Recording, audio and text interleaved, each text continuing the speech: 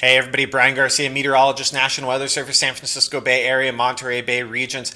I wanted to bring you the June update to the summer and fire weather season outlook. If you want the full extended mix of what everything means in these slides, go to the previous video that I released last month. I'll put the link in the notes below, so take a look there. But for this one, we'll get into current conditions.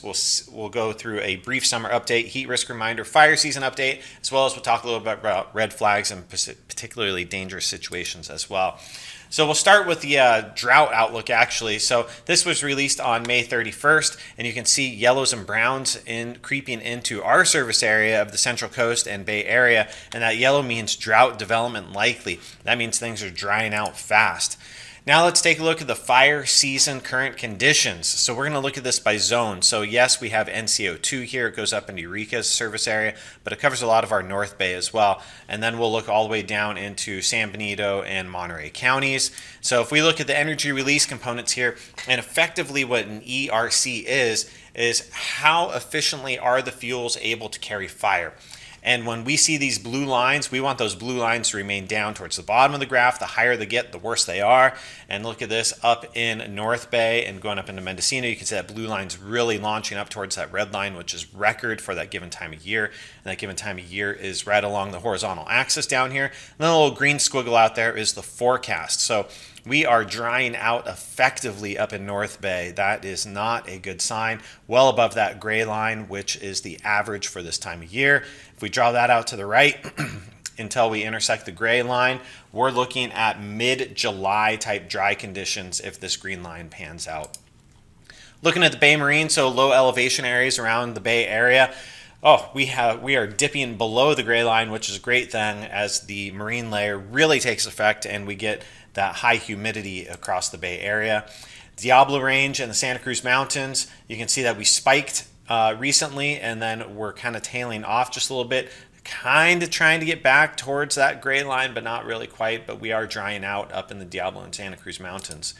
Getting down towards the Central Coast, you can see the forecast is to drop back down to the gray line as that marine layer deepens and as we start to see more moisture content infiltrate the area. Same with the Central Coast, even below the gray line there.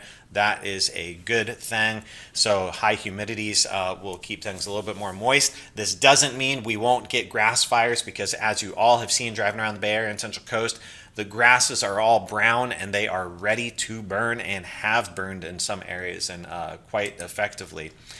So looking at the summer outlook, we'll just look at June here because this came out on May 31st.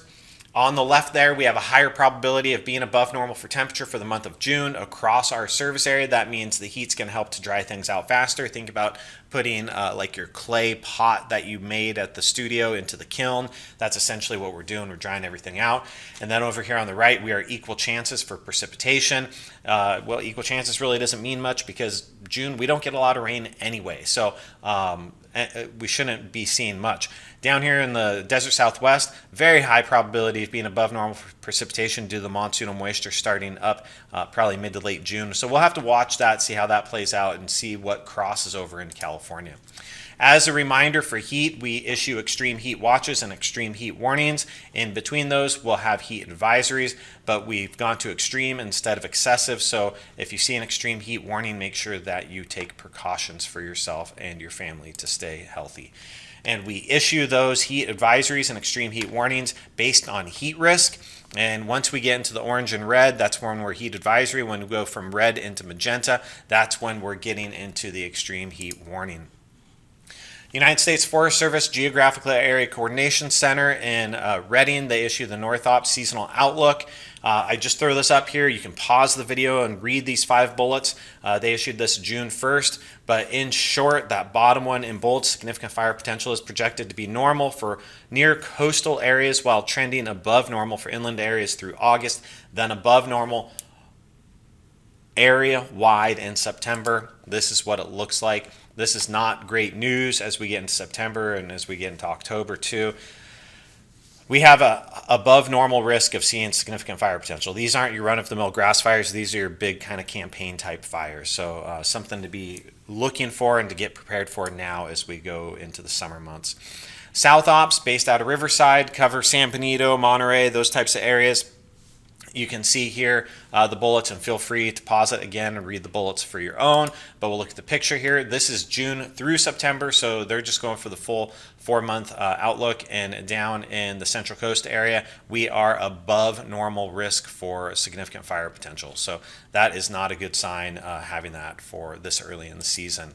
As a reminder, we do issue red flag warnings when fire weather conditions exist or when they're projected. If we have an abnormally extreme scenario for a red flag warning, we will tag it with a particularly dangerous situation. So you may see that come out, and you'll see this type of thing on social media for particularly dangerous situations. We'll highlight it as extreme fire conditions. A lot of these visuals that you've just seen are available through all of these links, so feel free to explore on your own. Other than that, thank you for taking the time to watch this video. I'm going to leave you with this everyday wildfire prevention, and a reminder to you all to please take care of yourselves, take care of each other, and be good to one another. See everybody. Bye.